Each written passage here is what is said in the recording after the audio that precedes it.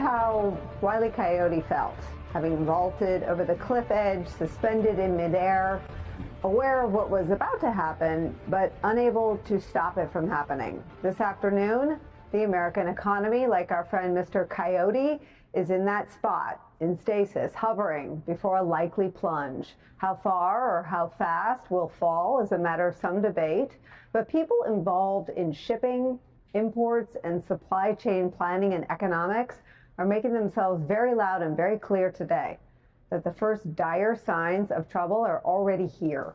Consider the sheer drop in volume among imports this afternoon, stuff coming into our country. Jean Soroka, executive director of the Port of Los Angeles, suggesting arrivals could drop by 35% this week or next, as shipments out of China have, quote, essentially ceased. Beyond the effect this will inevitably have on the price and availability of lots of things, there are downstream effects on the entire economy as well. Watch. How much are you going to see a real decline in dock workers if this goes on? Yeah, this is the question. So the trucker hauling 4 or 5 containers today, next week, she probably hauls 2 or 3. The dock workers are no longer going to see overtime and double shifts. They're going to probably work less than a traditional work week, starting right off the bat. Every 4 containers mean a job. So when we start dialing this back, it's less job opportunities. And what happens if we get a deal? If we get a deal, it's going to take about a month. Let me walk you through that real quick. About 2 weeks to get the ships repositioned around these major ports, from Qingdao to Shanghai to Xiamen, load up all those containers, and then another 2 weeks to steam across the Pacific to get to us. This is important because now we're talking about spring and summer fashion. So we're kind of at a crux here that we've got to have something pretty quick. This is where we are. And as the American people prepare for that scenario, best case scenario, if we have a deal right now, is a month. Donald Trump's approach appears to be, what are you complaining about? No big deal. He said so much in an interview with our colleague Kristen Walker on Meet the Press, where Trump dismissed a number of concerns. Some prices are going up, tires, strollers, some clothing in the wake of your tariffs. That's peanuts compared to energy. Energy is 60% of the cost. But sir, you campaigned on a promise to bring prices down on day Well, I don't know. When you say strollers are going up, what kind of a thing? I'm saying that gasoline is going down. Gasoline is thousands of times more important than a stroller someplace. But what do you say to Americans who say they voted for you because they want and they need relief right now? And they're getting it.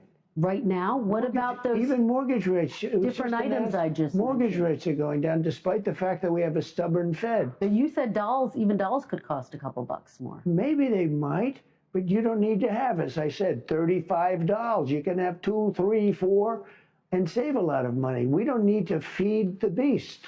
I guess you're talking about this transition cost.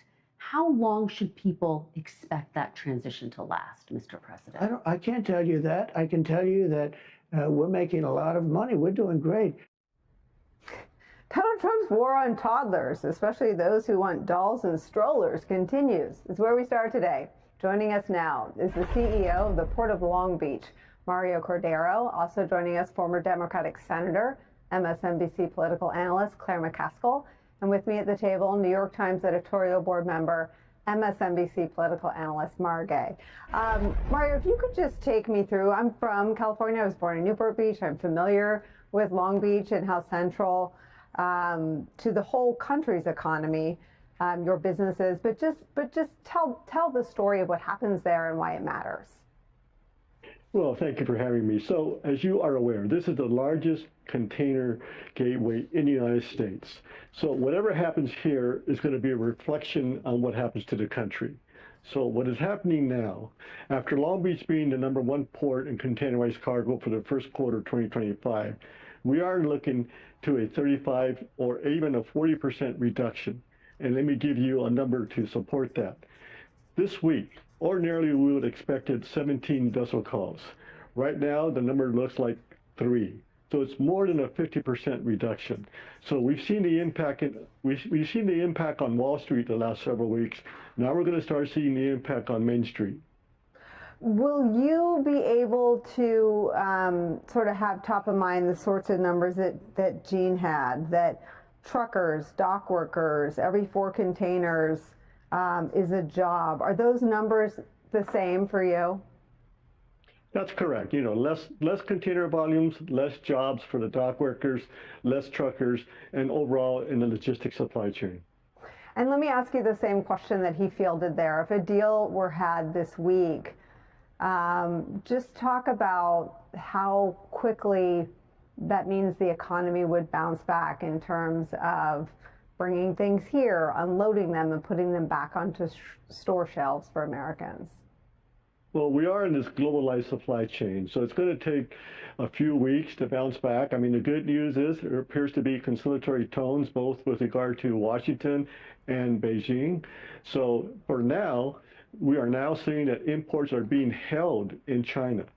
Bookings are about almost a 50% reduction. So if you're an importer, you're not going to send your goods to the United States until you have some clarity on the tariffs. Because right now, if you're shipping goods from China, you're subject to a 145% tax. Now, we start seeing as of May 2nd, Friday, that if you ordered through an e-commerce company in China a pair of tennis shoes for about $175, the de minimis rule is no longer applicable. So that shoe now has gone up from $175 to approximately $350. That gives you the magnitude of the price increase that we're talking about. Let me just throw some more numbers out to you while we have you. So there were 34 canceled sailings from ocean carriers to Long Beach, with another 36 cancellations heading into the port of Los Angeles. Do these numbers, we have it here that they already exceed the supply chain crisis that you experienced during COVID? Absolutely.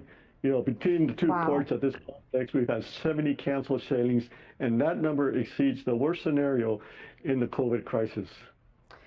Do your goods make their way, you know, how far across the country? I mean, how many consumers are impacted by that drop-off? The goods that come to the Port of Long Beach, every congressional district in the mainland receives some sort of goods and cargo from the Port of Long Beach, all the way east to Atlanta.